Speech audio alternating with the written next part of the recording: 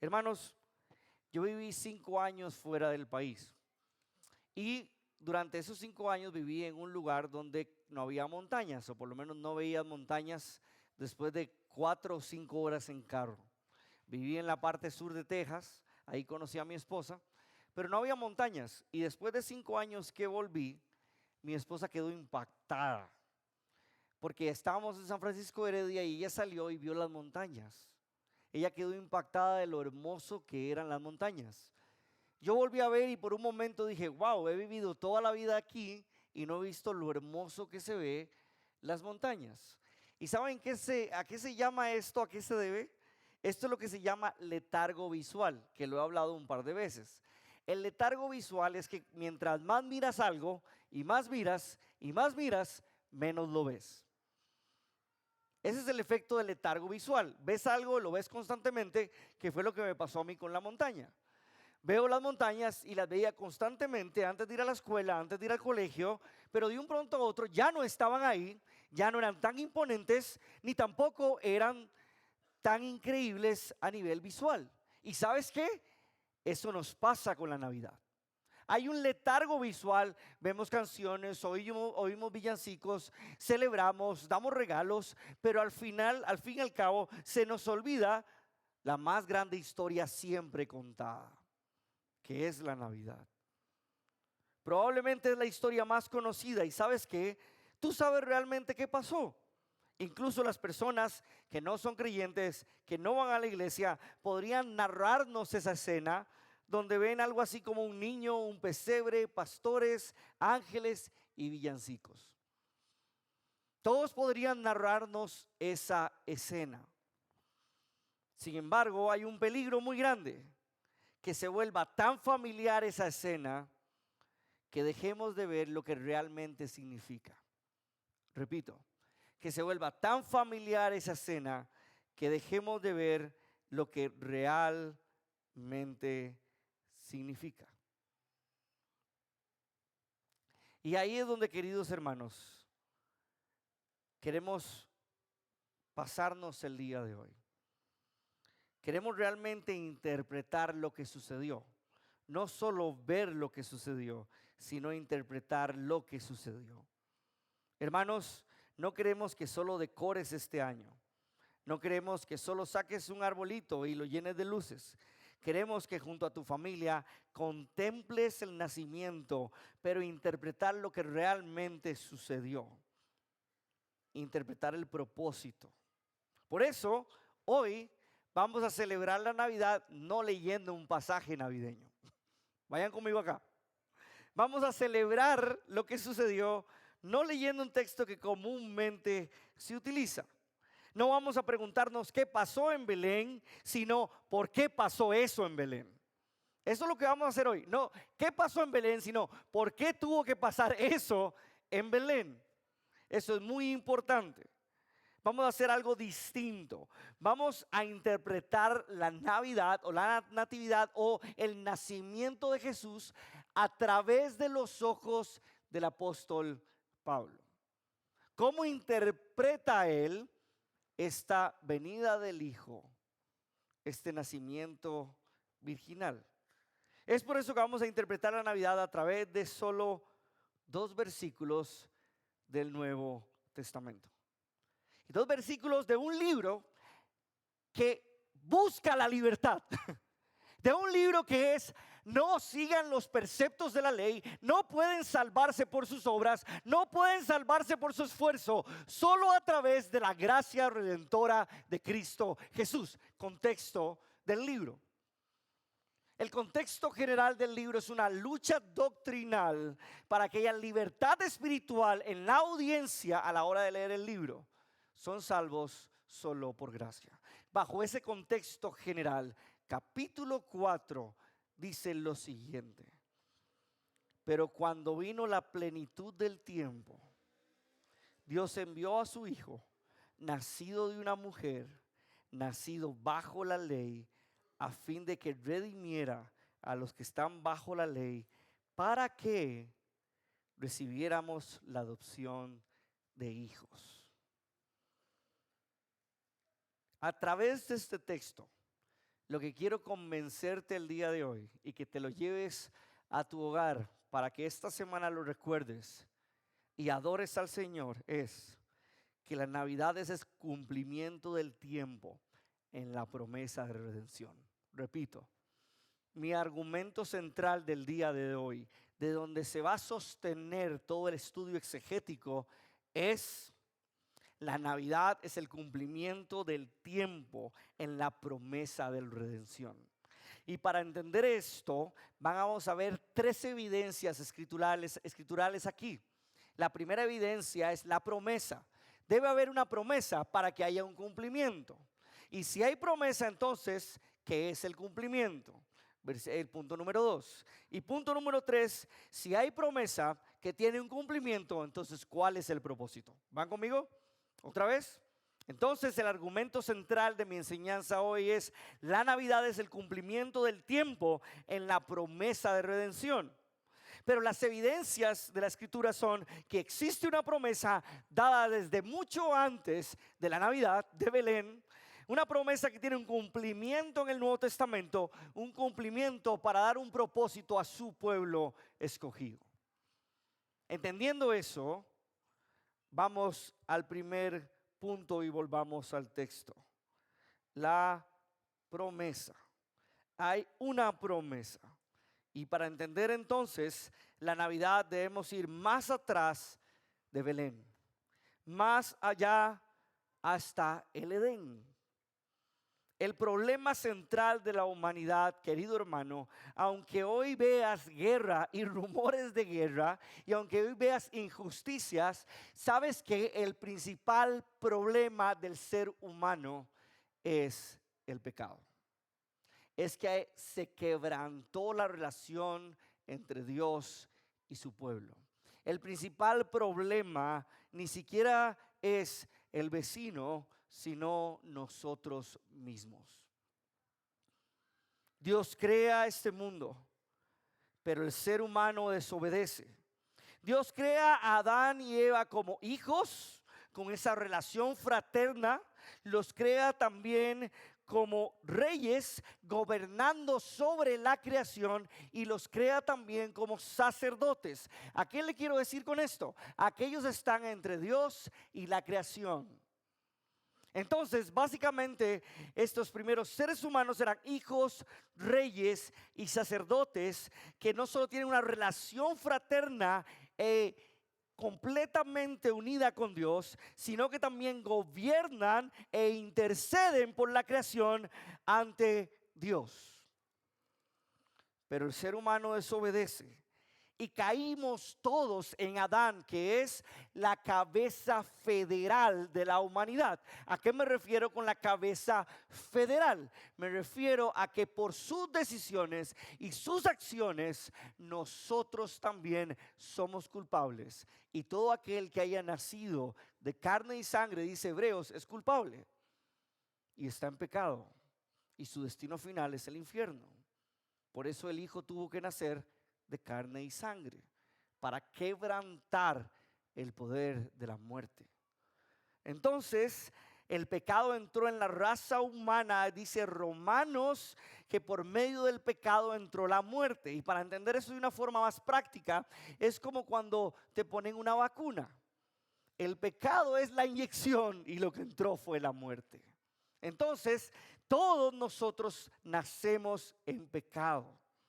Querido hermano, tú y yo nacemos en pecado y somos culpables delante de Dios desde el momento que fuimos concebidos.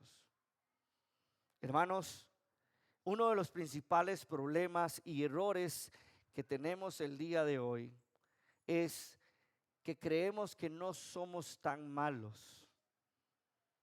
Ese es uno de los principales problemas de todo aquel que se llama cristiano. No soy tan malo, la verdad. Es peor los que están en la cárcel. Querido hermano, todos somos culpables. Todos. Ante Dios, nada de lo que hagamos va a hacer que merezcamos bendición. Nada. Por más esfuerzo humano, por más bien que te portes, nada hará que merezcas bendición. obtienes bendición por su gracia y misericordia. Eso es sumamente importante que lo entendamos. De hecho, hay una correlación sumamente importante entre la caída y la ley que manifiesta las exigencias morales de Dios. Repito, hay una correlación intrínseca entre la caída del ser humano y la ley que fue dada a su pueblo. ¿Por qué? Porque la ley manifiesta realmente que somos pecadores. Entonces, sépalo o no, ponte frente a la ley como un espejo y verás que no vas a poder cumplir todo al 100%. Y si te preocupa, ¿y qué pasó antes de la ley? Porque hubo tiempo donde no tuvimos la ley. Pablo contesta en Romanos y dice, porque antes de la ley también hubo muerte. ¿Qué quiere decir? La muerte es la evidencia de que todo ser humano después de Adán es pecador y está condenado. Entonces, esta correlación entre la ley y la caída humana es sumamente importante, porque la ley tiene como función máxima mostrar que el ser humano tiene un problema, no con las acciones, sino con el corazón. Ese fue el gran problema que tuvo Jesús con los fariseos. ¿Saben por qué? Porque los fariseos pensaban que el problema era solo con las acciones, no con el corazón. Es por eso que ellos se medían en función de sus acciones y pensaban que eran mejor que otros. Porque ellos decían, como yo me porto así, entonces todos aquellos que no se porten así están peor que nosotros. Pero Jesús viene y quebranta esa idea y se enfrenta a los fariseos y les dice, ¿saben qué? El problema no son las acciones, el problema es el corazón, porque de ahí salen las lujurias, los chismes. Todo sale del corazón. Entonces al final tu acción es una consecuencia de tu maldad intrínseca por ser hijo de Adán. Jesús muestra que realmente haciendo cosas no eres salvado, sino solo por la gracia y el poder de Dios. Jesús muestra, y me encanta esta parte y esta historia, donde llegan a Jesús y quieren ver cómo lo dejan en mal frente a los demás. Y están sus discípulos que no se lavaron las manos, que por supuesto hay que lavarse las manos antes de comer. Y entonces llegan este grupo de fariseos y dicen, lo agarramos, porque ellos tenían también una interpretación de la ley, que es lo que llama él, o lo que llama la Biblia el tema de los ancianos, o lo que enseñaron los ancianos. Y básicamente lo que está diciendo es, miren, no se lavaron las manos, pero Jesús vuelve la tortilla. Sí, no se lavaron las manos, pero peor está lo que sale del corazón que lo que entra. El problema es el corazón. Querido hermano, si para entender realmente la Navidad tienes que empezar por entender realmente un diagnóstico de nuestro corazón. Decía un autor, para entender las buenas nuevas tienes que entender las malas viejas. Y las malas viejas son que tú y yo estamos completamente caídos. Y a menos que Dios actúe en función de su gracia y su misericordia. Oigan esto. En función de su gracia, su misericordia revelado en su plan, no en función de nosotros. Eso tiene que quedar claro. Dios no va a actuar en función de qué tan bueno es Uriel o qué tan bueno es Esteban. Dios va a actuar en función de qué tan bueno es Él. Por eso nos regocijamos, por eso alabamos, porque va a actuar en función de su gracia y no de nuestro desempeño.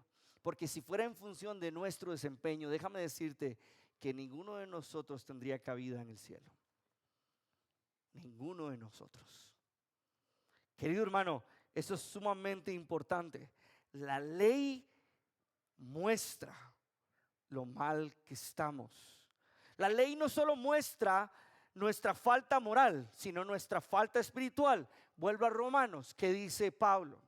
Cuando quiero hacer el bien, no lo hago, porque hay una ley en mi cuerpo. ¿Cuál es esa ley? Que busca el mal, que busca pecar. Ahora, eso no es excusa para hacer lo que te da la gana, pero realmente hay una lucha constante. Eso es la verdadera batalla espiritual. Querido hermano, a veces hablamos de batalla espiritual y lo que pensamos es en hechizos, oraciones donde se gritan, quién alza más la voz, dime tu nombre, legión, y pensamos en todo eso. Pero ¿sabes cuál es la mayor batalla espiritual revelada en toda la escritura? Es aceptar la mentira de Satanás. Satanás está luchando para que tú creas que sin Dios lo puedes hacer. Hay una batalla espiritual constante que se manifiesta de dos formas. O eres muy orgulloso y crees que no necesitas de Dios, o eres demasiado depresivo y crees que Dios no te aceptaría tal y como eres, porque eres demasiado pecador. Esos dos elementos son mentiras de Satanás que quieren decirte, mira, ¿sabes qué? Eres tan malo que ni te acerques a Dios. Ni te acerques a Dios, Él no quiere verte. O por el otro lado te dirá, mire, no eres tan malo. Entonces, ¿sabes qué? No tienes que ir hoy, no tienes que leer la Biblia, no tienes que orar. Confía en tu razonamiento. Has tomado buenas decisiones. Mira tu familia, mira tu trabajo, mira todo lo que has hecho. Te ha ido muy bien. Entonces, ¿por qué necesitas de Dios? Así funciona el diablo. Esa es la verdadera batalla espiritual. Querido hermano, cuando caímos, se demuestra nuestra perdición moral y espiritual.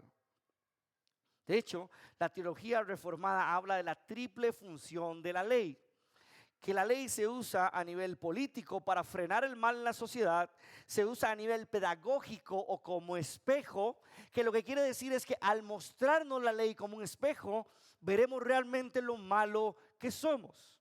Y también de uso normativo o didáctico, que es una guía para cómo el creyente debería comportarse. Así funciona la ley. Pero ¿saben qué, queridos hermanos? En el momento que caímos, Génesis capítulo 3, viene una promesa hermosa que se desarrollará a través de todas las páginas de la Escritura. Y veremos, me encanta como lo dice un autor, veremos a través de las páginas monedas de oro que nos irán revelando quién será ese Mesías que cumpla esa promesa. Vamos a Génesis 3:15. Punto número 1, recuerden la promesa. Y pondré enemistad entre tú y la serpiente. Alguno podría decir, está mal redactado. Eso es por el hebreo. Y entre tu simiente y su simiente. Y él le herirá en la cabeza y tú le herirás en el talón. Hermanos, esta es la primera promesa, lo que algunos llaman el protoevangelio, la primera mención de Jesús en la Escritura. Y se da justamente después de la caída del ser humano. Y entonces, básicamente lo hemos visto varias veces acá en Gracia y Verdad, pero básicamente lo que dice es que va a haber una enemistad entre la serpiente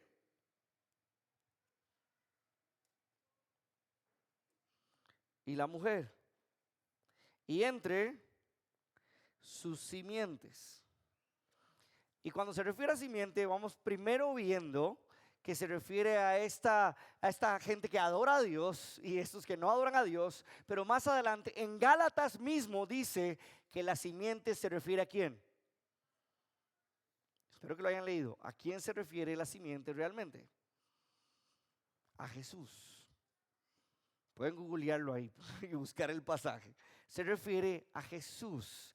Dice, no dijo simientes, dijo simiente refiriéndose al Cristo, a Jesús. Entonces, la enemistad más grande será o es entre Dios y el diablo, entre Jesús y Satanás. Eso no significa que, como ven esos memes, no sé si han visto esos memes que está Jesús y el diablo haciendo un pulsito. ¿Lo han visto? Eso no es real. No tiene el poder para enfrentarse a Dios, Satanás. Eso es importante. Eso tienen que tenerlo claro. No tiene el poder para enfrentarse a Dios. Él mismo pide permiso cuando llega a donde Dios para tocar a Job. Dios tiene el control, hermanos. Sé que algunos han pasado por cosas extrañas. No, se me cae esto en la casa. No, siento esto. Hermano, déjame decirte que ya Jesús murió y exhibió públicamente, según Colosenses, a todas las huestes espirituales de maldad. Eso quiere decir que no hay nada más poderoso que Jesucristo nuestro Señor. No hay una lucha entre el bien y el mal. Hay una soberanía planificada para usar el mal para bien. Repito, no hay una lucha entre el bien y el mal. Hay una soberanía planificada para usar el mal para el mayor bien, que es la salvación. Así es como funciona el plan redentor de Jesucristo. Entonces está esa lucha, esa enemistad entre Jesús y la serpiente. Y entonces él, hablando de la simiente que hace un golpe fulminante en la cabeza, vean que esto es muy metafórico, hay un golpe en la cabeza y un golpe en la cabeza nos ayuda a entender que murió, ahí quedó. Y esta es la simiente de la mujer Jesús, que aplastaría la cabeza de la serpiente, de Satanás. ¿Y dónde lo aplastaría? En la cruz. Pero la serpiente en ese forcejeo herirá a Jesús en el talón. Lo herirá, pero no como la forma en la que destruye Jesús a la serpiente. Y esto, según los eruditos, metafóricamente se refiere al sacrificio en la cruz de Cristo. ¿Qué está queriendo decir entonces? Génesis 3:15, que vendrá alguien. Recuerden que acaban de pecar, Dios acaba de decir todo lo que iban a pasar. Los seres humanos creen que, como dije la vez pasada, creen que perdieron la historia, perdieron todo. Parece que la serpiente ganó, pero en ese momento Dios dice, suave, un momento. Sí, se equivocaron, pero ¿saben qué? De la mujer vendrá alguien que destruirá a la serpiente. Sí, cayeron, sí, los hizo pecar, pero al final alguien destruirá a la serpiente. Y aunque la destruya, esa persona va a tener que sufrir. Hablando de Jesús. Y como lo he dicho una y otra vez, si vamos a través de toda la Biblia, esta narrativa en Génesis 3, donde nos muestra esta idea, se va revelando progresivamente en todo el Antiguo Testamento para mostrarnos quién sería este Redentor. Y nos lo va mostrando a través de tipos o antitipos. ¿A qué me refiero? Con personas o figuras que mostrarían cómo sería el Mesías. Como por ejemplo Moisés, el libertador, que fue llamado para liberar a su pueblo, pero al final su propio pecado no lo dejó entrar en la tierra prometida. Por eso es un tipo. Prefigura a Cristo, pero ¿saben qué? Todavía tiene pecado. Luego más adelante encontramos al rey David. El rey David es este rey que liberaría a su pueblo y lo mantendría unido, pero luego ¿qué sucede? El rey también es pecador y ve a una mujer bañándose y decide llamarla para acostarse con ella. Entonces, todas estas narrativas de líderes al final no cumplen el propósito. No hay un cumplimiento final porque demuestra la Biblia que son pecadores.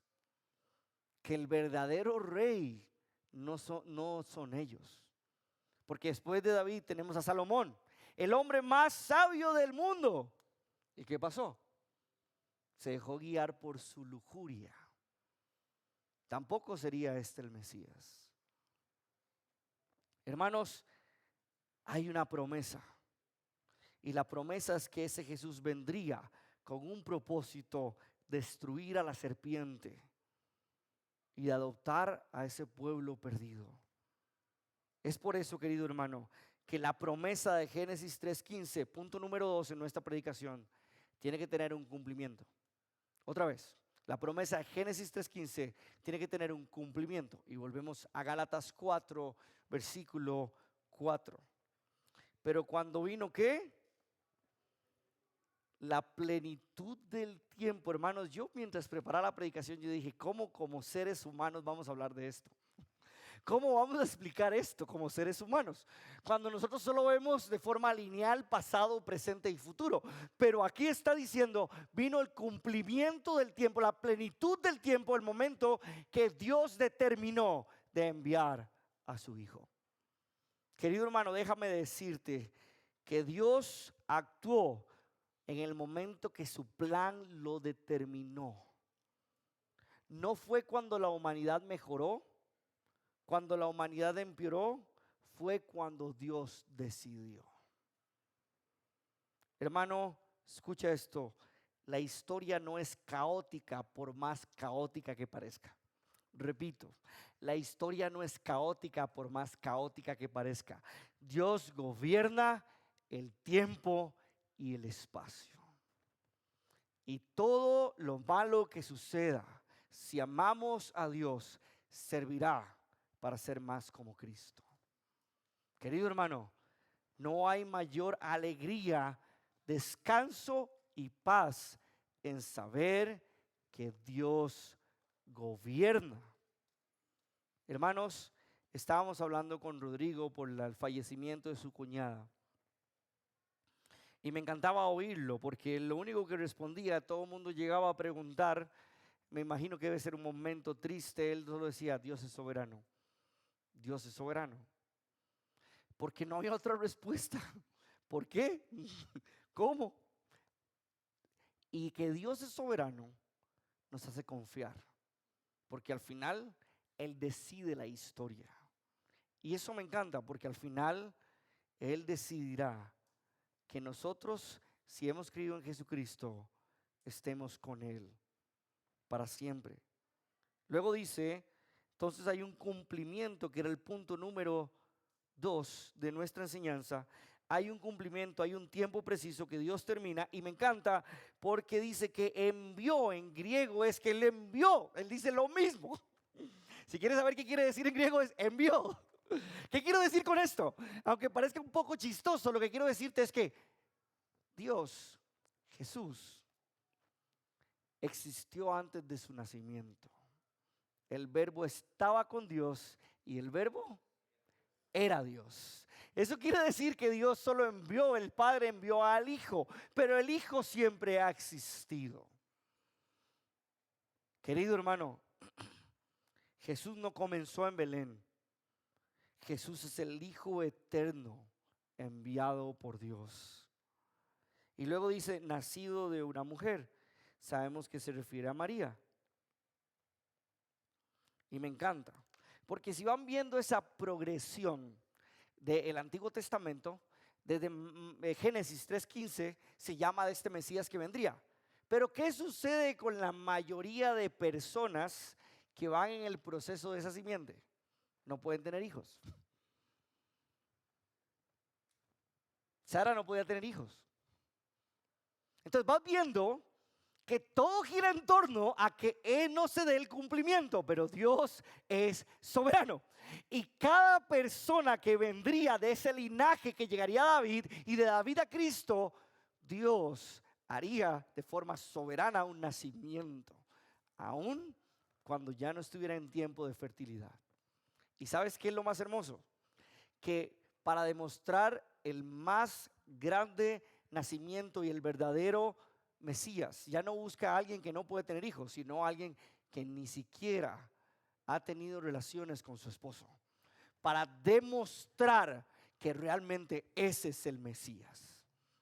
No es un nacimiento meramente que llegó a poder tener hijos, no, es un nacimiento milagroso, el mayor nacimiento. Y luego esto es hermoso que se nos olvida cuando celebramos la Navidad. Entonces, se cumplió el tiempo. Cuando se cumplió el tiempo, envió a su Hijo, que es eterno. Y cuando envió a su Hijo, lo envió para que naciera y viviera bajo la ley. Querido hermano, aquí está el punto climático de mi predicación. Jesús nació bajo la ley, bajo las exigencias que tú y yo también teníamos delante de Dios. Pero a diferencia de que nosotros no hemos podido cumplirlas, Él sí las cumplió. A diferencia de que tú y yo no podemos al 100% cumplir con las exigencias de la ley, Él sí las cumplió. Esa es la gloria que muestra Gálatas en este pasaje, que nos revela que la ley ya ha sido cumplida en Jesús. Entonces, querido hermano, Jesús no solo vino para morir por nosotros, escucha esto, también vino para vivir por nosotros en nuestro lugar. Repito, Él vino para morir en nuestro lugar y vivir bajo las exigencias que nosotros debíamos vivir. Es por eso que hay un propósito. Punto número 3, versículo 5. A fin de que, me encanta. Esto revela el propósito. A fin de que redimiera. Y me encanta porque vean el análisis lógico de Pablo. Él vive bajo la ley para que rescatara a los que estamos bajo la ley. ¿Van conmigo? Esto es importante porque es muy bueno el análisis lógico de Pablo. Dice, a fin de que redimiera a los que estaban bajo la ley para que recibiéramos, ¿qué? La adopción. Es la consecuencia de eventos de redención y adopción. Te compra para que seas su hijo. Querido hermano, Cristo vino a redimir a los que están bajo la ley porque Él cumplió la ley a perfección. Estar bajo la ley no significa solo conocer los mandamientos. Estar bajo la ley significa bajo la exigencia y la culpabilidad que la ley condena. Repito, estar bajo la ley es bajo la exigencia y la culpabilidad que la ley condena. Hermanos, la ley es buena, santa y justa. Y sé que muchos nos enseñaron desde pequeños. Estábamos bajo la ley y ahora estamos bajo la gracia. Entonces no se lea el Antiguo Testamento, no se lea la ley, no se aplica la ley. No, la ley todavía tiene la función de mostrarnos qué tan pecadores somos. De hecho, en la ley tenemos 3 formas de ver la ley. La perspectiva ceremonial, que son todos los sacrificios que apuntaban a Cristo. La perspectiva civil, que tiene que ver con la nación de Israel. Y la perspectiva moral, que tiene que ver con las exigencias morales de Dios. La parte moral todavía debe ser observada. Y cuando me refiero a observada, no me refiero a la misma forma en la que se observaba en el Antiguo Testamento para salvación. Nosotros la observamos para santificación. Porque la salvación fue solo por gracia. ¿A través de quién? De Cristo Jesús. Amén. Eso es sumamente importante. Entonces, querido hermano, el problema nunca fue la ley. El problema fue el corazón. Repito, el problema nunca fue la ley. El problema fue el corazón. La ley nos dice lo que Dios exige. La ley nos expone, desnuda nuestra maldad y la ley nos declara culpables. Querido hermano, no importa qué tan religioso o no religioso haya sido, la ley expone realmente la maldad de nuestro corazón. Querido hermano, las personas buenas y malas están bajo la misma realidad, culpable ante Dios. Y aquí es donde la Navidad se vuelve indispensable. Aquí es donde realmente hay un cambio, hay una bisagra y realmente le mete a la Navidad ese significado intencional de la redención. Hermanos, Jesús nació bajo la ley para ponerse exactamente en nuestro lugar. Pero ¿saben qué fue lo hermoso? Que la ley no lo expuso. La ley no pudo declararlo culpable. Lo que lo expuso y lo llevó al martirio y al sacrificio fue nuestro pecado, no el de él. Lo que lo llevó a su muerte fue nuestro pecado, no el de él. Él vivió bajo las mismas exigencias, pero sin fallar nunca, jamás. cada mandamiento que tú has quebrantado, cada mentira, cada pensamiento, Él lo redimió porque Él nunca cayó. Querido hermano, cada mandamiento que quebrantaste, Cristo lo obedeció. Cada vez que tú fallaste, Él permaneció fiel. Jesús no solo murió por nosotros, sino que vivió por nosotros. Querido hermano, eso es la natividad. Un niño que nacería y viviría bajo la ley para librarnos del poder de la ley, para cumplir la ley. Eso significa que su obediencia es ahora nuestra obediencia. Repito, su obediencia es ahora nuestra obediencia. Hermano, su muerte cuenta como nuestra redención. La palabra redención dice que su precio fue pagado. ¿A quién se le pagó el precio de nuestra liberación? A Dios. Porque fue a Dios a quien ofendimos y quebrantamos nuestra relación con Él. No a Satanás.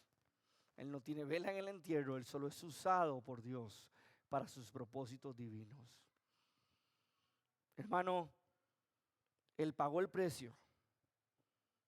La culpa fue transferida a Él sin merecerlo. El esclavo, tú y yo fuimos liberados. La cuna apunta directamente a la cruz. Si no hay cruz, no hay Navidad tampoco. Porque al final el propósito climático acá es que todo eso es para que tú puedas decir ahora, soy hijo de Dios. De hecho, hermanos, ustedes saben que predicamos secuencialmente. Temática es muy difícil, pero a veces tenemos. Si hubiera seguido con el versículo siguiente, duró 3 horas más. Y ahora entonces nos da el Hijo para que podamos decir, Abba, Padre. Wow. Querido hermano, Dios no solo quería quitarnos la culpa, quería hacernos su familia. La salvación no termina en que ya no eres culpable, ahora irás al cielo. No, la salvación continúa en ahora le perteneces, obedécele, ámale y vive por él. Hermano, la salvación es que ahora le perteneces a Él. Dios no solo nos rescata para dejarnos en una posición de salvos. Dios nos rescata para que por medio del poder del Espíritu Santo, en esa posición ya de salvos, tengas el poder por el Espíritu Santo para obedecer ahora sí a Él. Algunos autores dicen, cuando llegas a la ley, tienes que ir a la cruz porque no puedes. Pero cuando vas a la ley, ahora vas a la cruz, ahora vuelves a la ley y dices, Dios, ayúdame a obedecerte y glorificarte en todo lo que haga, todo lo que piense y todo lo que diga. Hermano, Él no solo nos rescata para ponernos en una lista de salvos. Él nos rescata para que comamos en su mesa junto con Él. No solo somos libres, no solo somos perdonados, somos adoptados como sus hijos. ¿Y qué significa esto? Hermanos, estaba viendo un documental, una historia muy, muy triste, donde asesinaron a una señora y le echaron la culpa al esposo. Y el fiscal del estado, del condado, hizo todo lo posible para mostrar que el esposo era el culpable. Y el esposo decía, yo no soy culpable. Tenían un niño pequeño. Decía, yo no soy culpable. Hermanos, para no cansarles con la historia, estuvo 25 años en la cárcel. Hasta que una organización que busca casos así empezó a trabajar en su caso. Y cuando estaba a punto, le iban a dar libertad condicional, le dijeron, te damos libertad condicional si aceptas que asesinaste a tu esposa. Y te damos libertad condicional porque tenía cadena perpetua. Y entonces él llamó al abogado y le dijo, esto es lo único que me queda. Y no puedo aceptar frente a mi hijo que fui yo el que maté a su mamá. Wow. Luego, años después, fue liberado. Y el fiscal él fue el primer fiscal de ese condado que fue enjuiciado también. ¿Qué quiero decir con esta historia? Querido hermano, la relación padre e hijo que nos revela la Escritura es una relación tan unida, tan fuerte, que Él lo que quiere es derramar su amor y misericordia por ti, aún en medio de nuestras fallas. Eso no es gracia barata. Eso no es haz lo que quieras. No.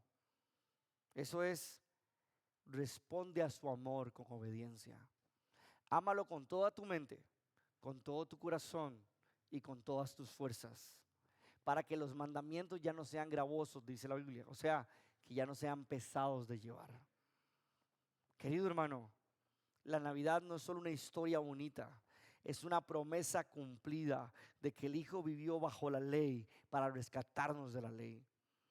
La madera no solo apunta al pesebre, la madera apunta a la cruz. Y como familia quiero y oro para que recuerden lo que van a celebrar en estas 2 semanas. Que recuerden cada vez que tienen una llamada con un familiar, cada vez que hablan con sus hijos, recuerda realmente, esto no son vacaciones.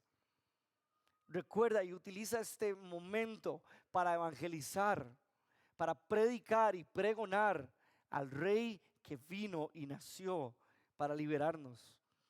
La Navidad no comienza en Belén, tampoco termina en Belén. Empieza en la Escritura por medio de su promesa y termina cuando Él regrese nuevamente.